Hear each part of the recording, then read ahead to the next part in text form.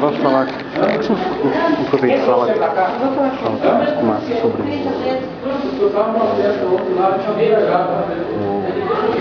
tá com ele, tá com outro. Ah, é? Ah, achei que tivesse com ele.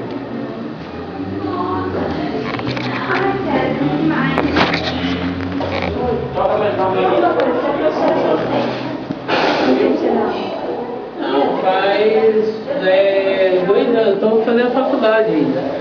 Mas aí você dava aula substituta, é isso? Você era substituto?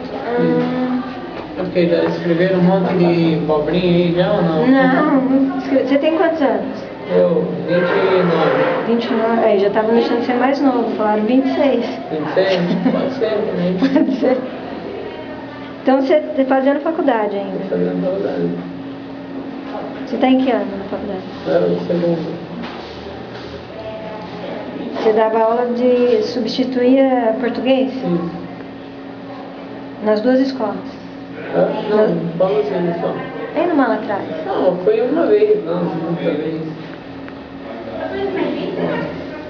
Você começou a substituir agora? Agora. No começo do ano? Foi, eu comecei. Tá.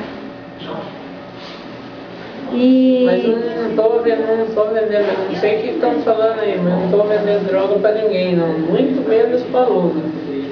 Tá. Isso aí não tem nada a ver isso aí.